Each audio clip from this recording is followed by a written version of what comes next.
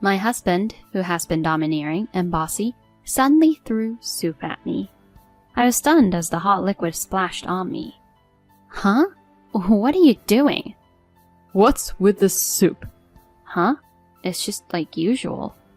The taste of the soup is certainly no different from usual. The ingredients are also prepared exactly as my husband specified, so it should not taste bad at all. No, I can't eat this soup. I can't believe you're making bad food when I'm the one who's supporting us with my money. It's clear that my husband just wants to find fault. What's wrong with splashing bad soup? If you have a complaint, then leave. Well, with no job, you probably have nowhere to go anyway. I had reached my limit. It's impossible to stay married to a man like this anymore. Wiping the soup off my face with my hand, I took a deep breath and said, "Fine, I understand. I'll leave." Afterwards, my husband left the house and resorted to relentlessly making harassing phone calls to me. My name is Avery. I'm a working wife in the 3rd year of our marriage. Before getting married, I used to work at a publishing company. I was in charge of editing mystery novels and worked hard every day as an editor. It was at that time that I met Daniel, who would later become my husband. I worked at a major printing company that was a business partner of ours, and we got to know each other through work. After receiving Daniel's persistent advances, we decided to get married in our 2nd year of dating.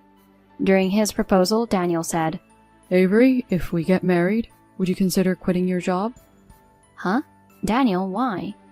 I can support us with my income alone, and I want my wife to take care of the household. But certainly at that time I was completely exhausted from the demanding job at the publishing company. Still, quitting my job required courage. Seeing me hesitate, Daniel said, Avery, didn't you say you wanted to try writing your own works? How about using this opportunity to do some writing while being a homemaker? Is it okay? I'm happy that I can also pursue my dreams. Upon accepting Daniel's proposal, I decided to quit my job at the company, and after getting married, I became a full-time homemaker. While managing household tasks, I also dedicated myself to writing in front of my computer. Turning the mystery novels I had dealt with as an editor into actual written books turned out to be much more challenging than I had imagined. However, since it was something I had always wanted to challenge myself with, there was also a sense of enjoyment. I had to express my gratitude to Daniel for allowing me to pursue what I wanted to do. I made sure not to neglect my household duties while being thankful to my husband. But gradually I began to see some shadows in what had initially been an unhappy married life. Daniel began to constantly find fault with my household chores. One day, as usual, I was preparing dinner and waiting for his return when Daniel came home late. "Welcome back. You were late today." I greeted him with a smile, not showing any displeasure. However, Daniel frowned as he looked at the dishes arranged on the dining table. Huh? Fish today? Yes, fresh fish was on sale. Right after I answered, Daniel let out a deep sigh. What's this? I wanted meat today. I don't want fish at all. Huh? I was taken aback, and Daniel pushed the plate towards me. Leave this for you, Avery, and make me a meat dish. Even if you say that. Come on, isn't it a wife's duty to quickly prepare what her husband wants to eat? With that said, I couldn't respond with anything. In the end, I had to make another dish using the frozen meat that day. Furthermore, Daniel didn't do any household chores. Even when he had a day off and was at home all day, he would play games on his phone, ignoring my busy work. I couldn't stand it any longer and decided to talk to him. Hey, Daniel, if you have some free time, could you help me hang the laundry? Huh? Why me? My husband looked at me with an incredulous expression. Well, today's your day off too, and it seems like you don't have any plans. When I responded like that, Daniel sighed and called me over. Listen, I work outside every day, unlike you.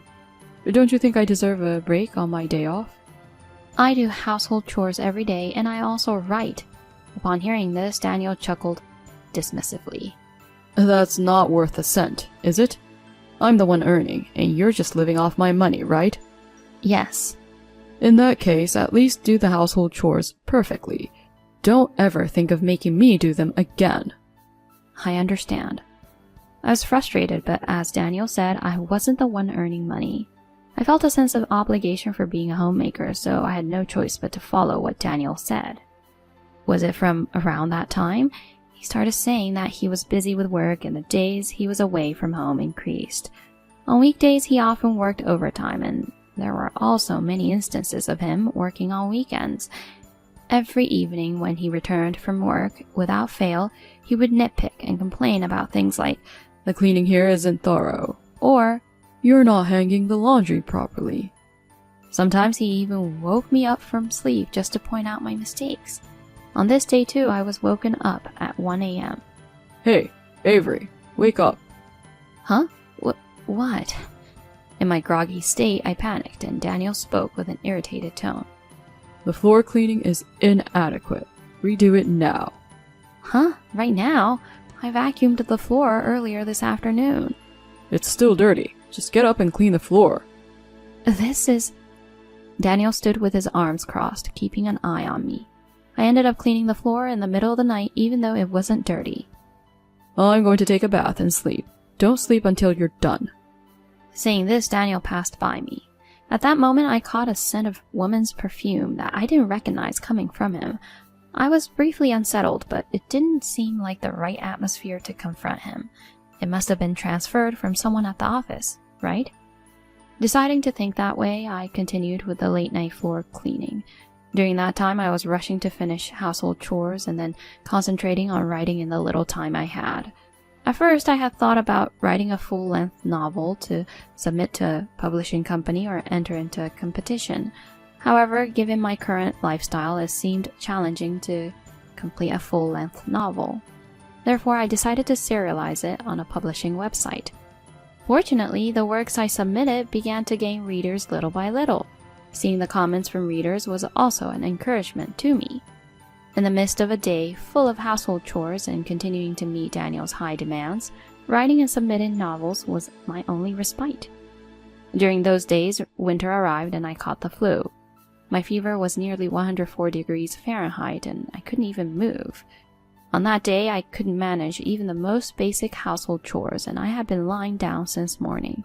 When Daniel returned home late at night and saw me in that condition, he raised his voice once again. "Hey, what are you thinking? You can't do any housework at all." I'm sorry. I went to the hospital at noon and they said I have the flu. My fever was so high that I couldn't get up. Even with my feeble response, Daniel clicked his tongue. "You're a full-time housewife. You can't even do housework properly?" You really have a good life, huh? "Why are you making excuses? Get up and do the housework already." Daniel pulls my arm and tries to force me to stand, but my body lacks the strength to get up. Please, Daniel, can you go easy on me today? "Fine, then sleep in the hallway. I don't want you to infect me if you're sick." Huh? Daniel dragged me, defenseless, out of the bedroom and into the freezing hallway. I attempted to return to the bed, but right in front of me, he closed the bedroom door and even locked it. I could only slump down in the hallway feeling hazy. Why was Daniel doing such terrible things? There must be a reason.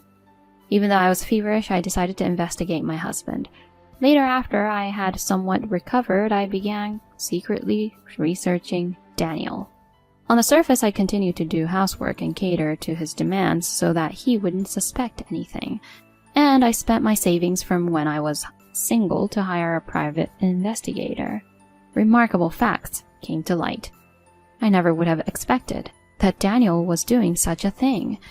Knowing this, I decided to keep the truth to myself, as I was certain that if this fact came to light, it would shake up my life.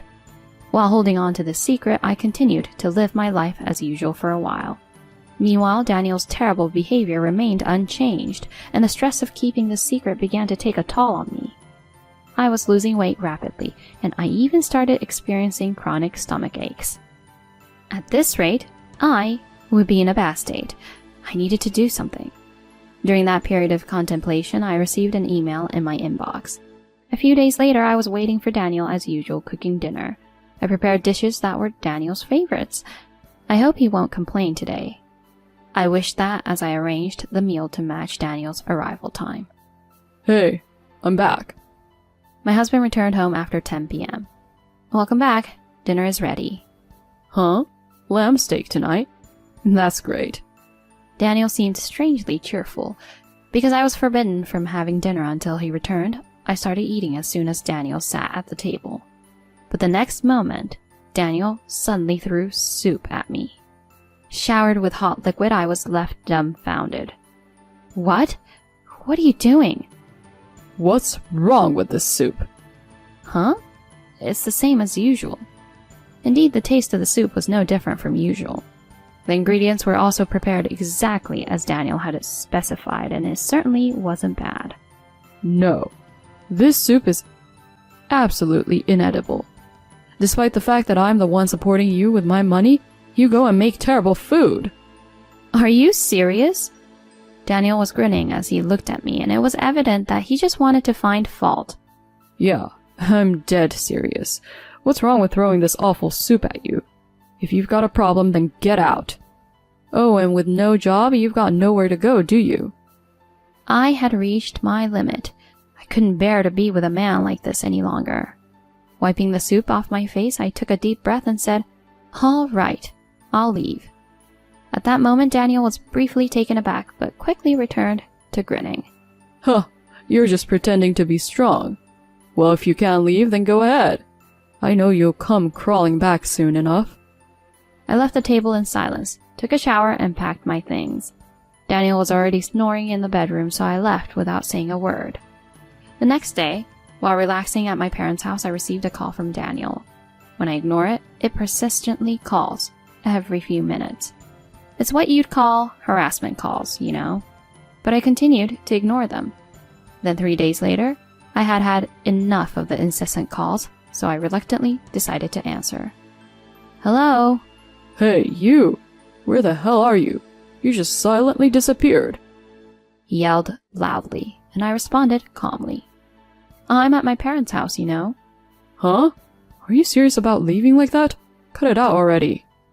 You were the one who told me to leave, weren't you? You're taking it seriously. Get back home now and do the housework. Daniel shouted angrily. In response, I sighed and replied, "I won't be returning to that house." Huh? "After work, I'll be waiting for you at the cafe near your office. Let's talk there. Goodbye." With that, I hung up. If he could at least apologize, that last hope was easily dashed. I won't show him any mercy anymore. Now, shall I proceed? I muttered to myself and sent an email to a certain place. Several hours later, as promised, I waited at the cafe, and an infuriated Daniel appeared. Hey, what do you mean you won't go back? As soon as he sat down, Daniel roughly said such words. "I can't be your wife anymore." I answered quietly, and Daniel turned red and was about to speak.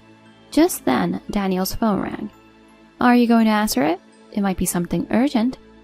I told him that, and he reluctantly answered the phone with an annoyed expression. Eventually, his face turned paler and paler as the call went on. When the call ended, he opened his eyes wide, turned pale, and covered his mouth. "What's wrong? Did you get fired after all?" Huh? Daniel suddenly turned to look at me, and I gazed at him directly. "You got caught cheating with the president's daughter from one of your business partners, didn't you? That's why you got fired, right?" Yes, the fact I had uncovered through a private investigator was indeed this. Daniel was having an affair with the daughter of a business partner's CEO, hiding his marriage. I had obtained photographic evidence of this through a detective. What? How do you know about that? Well, I'm the one who reported that fact to your company, you know. What? I smiled at the shocked Daniel. Meanwhile, he was at a loss for words. You... Do you even know what you've done? Yes, I'm well aware. By the way, I also reported the details to the president of your business partner. He was quite angry and wanted to hear all the details, so I also gave him the evidence of your affair. What? At that moment, Daniel's phone rang again. When I encouraged him to answer it, he trembled and picked up the phone. From the call, the voice of a young woman could be heard, shouting while crying. It seems that Daniel's affair partner is in a state of panic. Daniel almost couldn't say anything and hung up the phone with a pale face. Poor thing. Even the woman who was your affair partner. She was just deceived, after all. You lied to her, saying you were single. You? When did you find out? Daniel asked in a fluster, and I answered calmly. It was just about a month ago. At first I thought I'd keep it to myself. Because you see, if this were to become evident and you were to lose your job, it would mean I couldn't support myself either. That's right. You're living on my money. What do you think you're accomplishing by doing this? You'll end up in a dire situation too. With a bright face, Daniel lashed out at me. To him, I calmly responded, Well, if that's the case, don't worry. I have my own income. Huh? I explained to a stunned Daniel. I had been posting mystery novels in between household chores. Moreover, it gained a large number of fans, and as a result, it's being turned into a book. The email that arrived while I was troubled by my husband's affair was the news of its adaptation into a book. Additionally, this was one of the reasons why I chose to get a divorce this time, believing that I could become independent. What? What's that?